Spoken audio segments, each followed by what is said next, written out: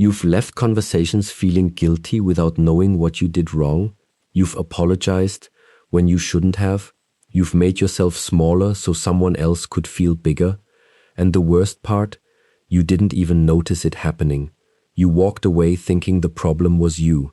That was not an accident. There is a specific kind of person who has studied you. Not consciously, not with any visible malice, but through years of watching what makes you flinch, what makes you give in, what makes you question yourself. They've learned your pressure points the way a lockpicker learns a lock. Not because they are evil, because they are afraid. And afraid people don't fight with fists. They fight with confusion.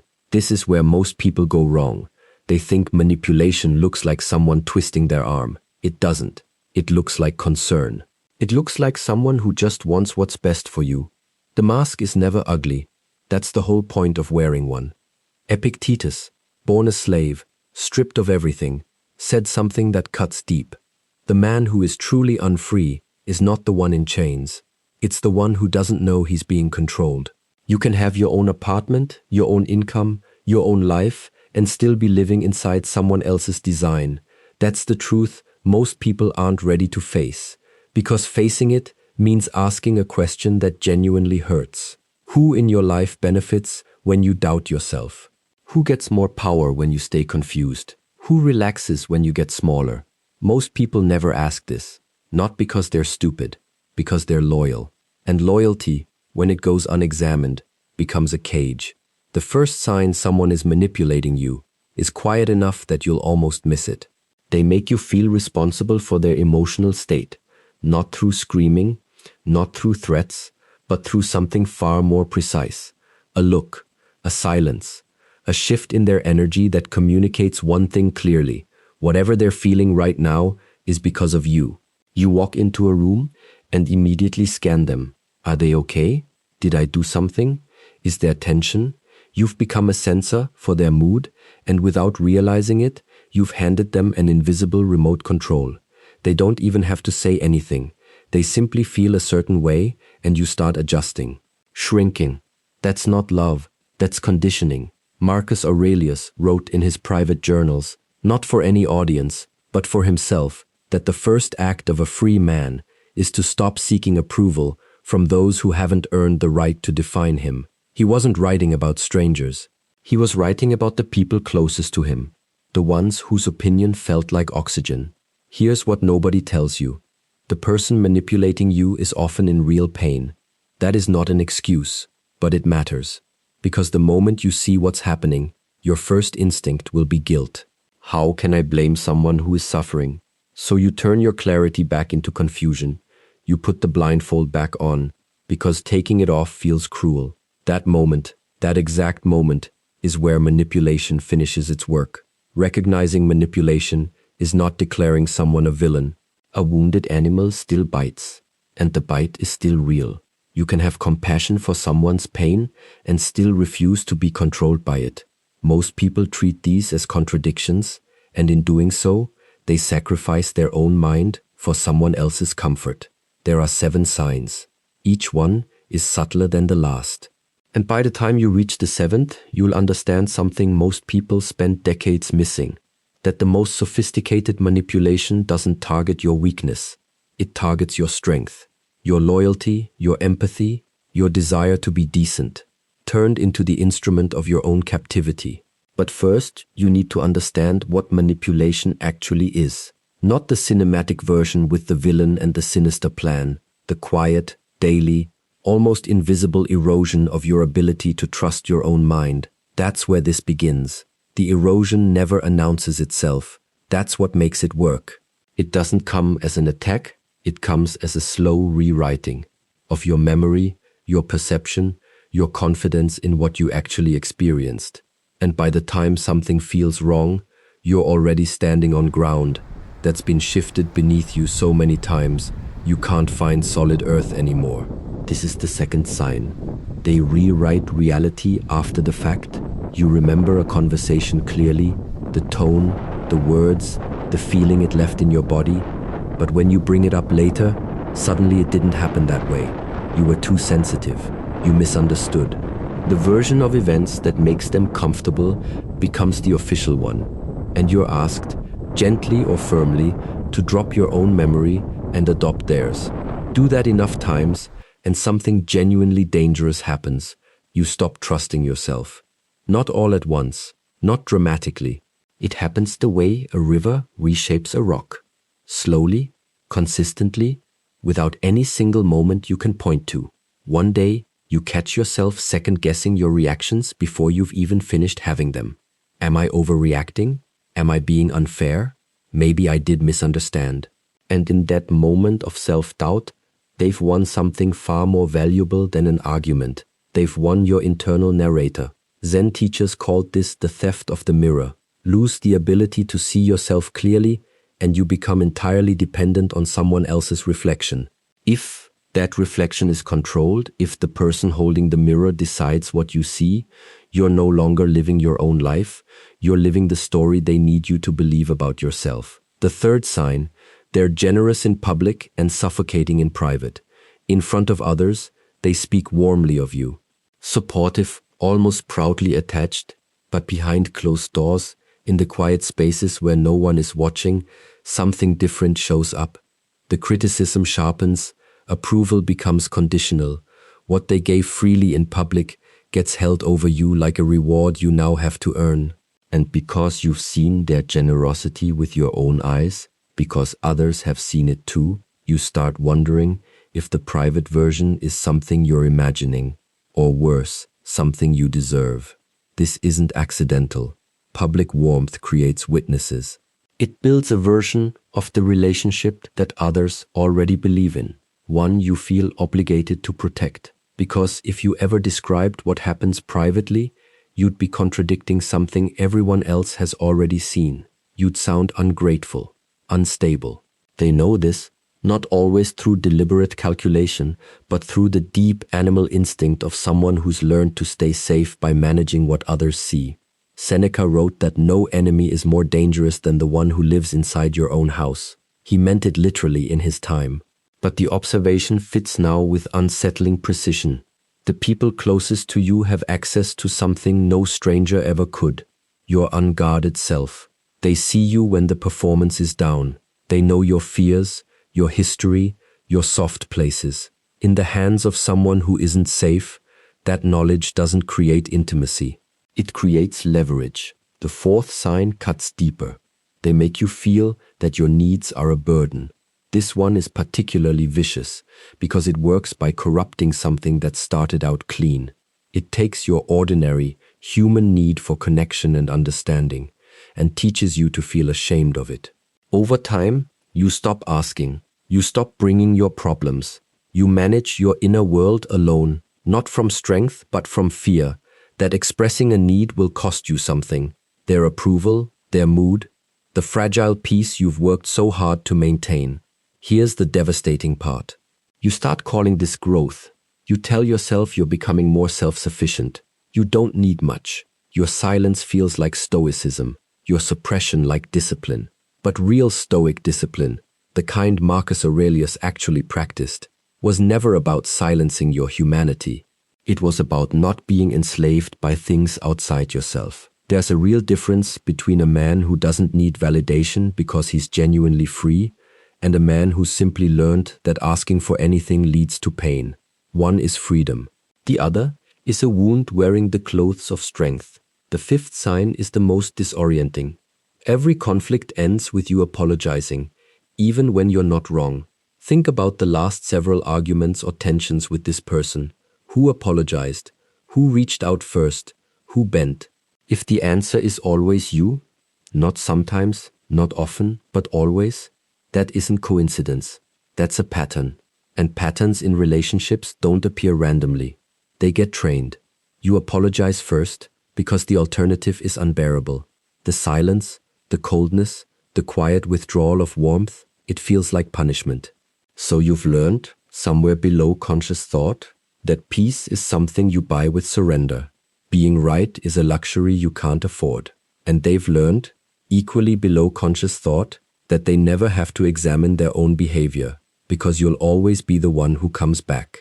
Epictetus said, "The philosopher's first job is to throw away conceit." But there's a second job he implied just as clearly. Stop throwing away your own dignity in exchange for temporary comfort. Comfort bought with self-betrayal doesn't last. It just teaches the other person the price of your silence.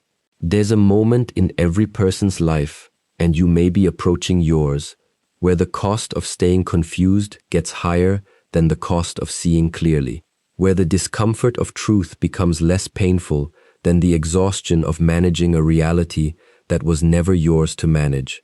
That moment isn't weakness. That moment is the beginning of something. But before you can step into it, you need to see the last two signs. They don't go after your confidence or your memory. They go after your identity, who you believe yourself to be. That's where the real work starts. There's a specific kind of exhaustion that has nothing to do with how much you've slept. It lives behind your eyes. It sits in your chest like a stone you can't put down. You feel it most after spending time with a certain person, not because they did anything you can point to, not because there was a fight or a clear moment of harm, but because something invisible was taken from you. Something you can't name but absolutely feel the absence of. That exhaustion is data. Learn to read it. The sixth sign is the one that takes the most courage to see. They've made themselves the authority on who you are, not through any declaration, not through a single moment you can identify, but slowly, through repeated small corrections, through subtle dismissals of your self-perception, through a consistent habit of knowing you better than you know yourself. They've positioned themselves as the final word on your character, your motivations, your worth. When you say you feel hurt, they explain why you're not really hurt. When you say you're proud of something, they find the flaw before you finish the sentence. When you try to define yourself, they redefine you. And because they do it with familiarity, with the authority of someone who's known you for years, it feels like insight. It feels like they're simply seeing you clearly. But clarity given by someone who needs you small is not clarity, it's a leash. The ancient teachers understood this. In Zen tradition, the master's job is to dismantle the student's illusions, but always to push the student toward their own awakening, never toward dependence on the master. The moment a teacher creates a student who can't function without them, the teaching has failed. It's become control wearing the language of wisdom. Real wisdom always points away from itself. It hands the student back to themselves. Ask yourself honestly, does this person's insight leave you feeling more capable, more grounded, more yourself? Or does it leave you feeling that, without their interpretation, you can't quite make sense of your own life? That question alone could change everything. Because here's what manipulation at this level actually does. It doesn't just affect your relationship with that person. It reaches into the private space where you form opinions, make decisions, trust your instincts, and plants doubt there. A permanent, low-grade doubt that follows you even when they're not in the room. You start filtering your own thoughts through their imagined reaction. You start editing yourself before you've spoken. You become your own censor. And they never have to say another word. This is the architecture of real control. Not chains, not threats. Just a voice inside your head that sounds like yours but carries their judgment. Shi Heng-yi, the Shaolin monk who has spent decades studying self-mastery, puts it with surgical precision. He says the undisciplined mind doesn't fall to external enemies. It falls to the voices it has allowed inside its own walls. Most people think discipline means forcing yourself through hard things, but the deeper discipline, the kind that takes years to build, is deciding whose voice gets to live in your inner world and removing the ones that don't serve your growth. That removal isn't cruelty. It's the most serious act of self-respect a person can perform. Now comes the seventh sign, the final one, and it's the most important because it's the mechanism that holds everything else in place. Without it, the entire structure collapses. They've taught you that seeing the truth makes you the villain. Every time you've tried to name what's happening, every time you've gotten close to saying this isn't right, something here is wrong, something stops you. Not them stopping you, you stopping yourself. Because somewhere along the way, you absorbed a belief so deep, it sounds like your own conscience. The belief that noticing the manipulation makes you selfish, that naming the harm makes you the aggressor, that protecting yourself is an act of betrayal. This is the masterpiece of sophisticated manipulation. It doesn't just control your behavior. It controls your moral framework. It makes self-preservation feel like sin. Marcus Aurelius wrestled with this directly, surrounded by people who needed things from him: loyalty, attention, sacrifice. He wrote to himself with brutal honesty that there's a difference between generosity and self-destruction. Giving from genuine strength is virtue. Giving because you're afraid of what happens if you stop, that's not virtue. That's fear wearing the mask of goodness. You've been wearing that mask, maybe for a very long time. The cruelest part of this seventh sign is that it weaponizes your best qualities. Your empathy, real, genuine empathy, gets turned into a reason to tolerate what shouldn't be tolerated. Your loyalty keeps you anchored to something that's slowly pulling you under. Your desire to be a good person becomes the very thing that stops you from acting like one. A truly good person doesn't sacrifice their mind for someone else's comfort. Calling confusion love, or surrender patience, or self-erasure humility, those aren't virtues. They're symptoms. But something important needs to be said here. Seeing these 7 signs, recognizing them, feeling the weight of that recognition, doesn't make you a victim. That word carries a passivity that doesn't belong to you. What you are is someone who trusted, someone who cared, someone who brought their full humanity to a relationship and didn't fully understand what was being done with it. That's not weakness, that's a starting point. Because the question that matters now isn't how did this happen. The question that will define the next chapter of your life is what do you do with this clarity once you have it? That answer isn't simple. It isn't comfortable, and it will demand something from you that no one else can provide. Clarity is not the finish line. Most people believe that once they see the truth, the hard part is over. They think understanding is the same as freedom. It isn't. Understanding is only the beginning of the most difficult work a person can undertake, actually changing how they live, what they allow, and who they become after seeing something they can't unsee. This is where most people stall. Not from lack of intelligence, from lack of preparation for what clarity actually costs. The first thing it costs you is the story you've been telling yourself. And that story, no matter how much pain it was covering, was also a source of comfort. It gave your life an explanation that felt manageable. It let you hold on to love, connection, familiarity. When you finally see manipulation clearly, when you stop explaining it away, you lose the version of the relationship you believed you had. That loss is real. Don't minimize it. Grief is the honest response to losing something you genuinely valued, even if what you valued never fully existed. But grief is not permission to go back. The Stoics understood something most people have forgotten. The obstacle is not something to be cleared so the path can continue. The obstacle is the path. The pain of this recognition, the discomfort of sitting with what you now know, the difficulty of changing patterns that took years to form. This is not a problem you're passing through on the way to growth. This is the growth. No wisdom tradition on earth promises otherwise. Epictetus didn't develop his philosophy in a library. He developed it in chains. Marcus Aurelius didn't write his meditations from a place of peace. He wrote them in the middle of war, betrayal, and the weight of an empire. Seneca didn't theorize about death from a safe distance. He was ordered to take his own life and walk toward that moment with more composure than most people bring to an ordinary Tuesday. What all of them understood, what every genuine tradition of wisdom has always understood, is that the self is not found in comfort. It's formed in confrontation. You are in a confrontation right now, not with the person who manipulated you, with yourself. The real question building beneath everything said so far is not why did they do this. That question leads nowhere useful. People act from their wounds. They control because they're afraid. They manipulate because somewhere in their history, vulnerability got punished and control felt like survival. Understanding this doesn't excuse the behavior, but it does release you from the exhausting project of making them the villain of your story. The moment they become the villain, you become the victim. And victims wait to be rescued. You are not waiting to be rescued. The path forward begins with one non-negotiable act. You have to rebuild your relationship with your own perception. Every time you dismissed what you felt, every time you talked yourself out of what you knew, every time you accepted someone else's version of events over your own lived experience, that was a withdrawal from the account of self-trust.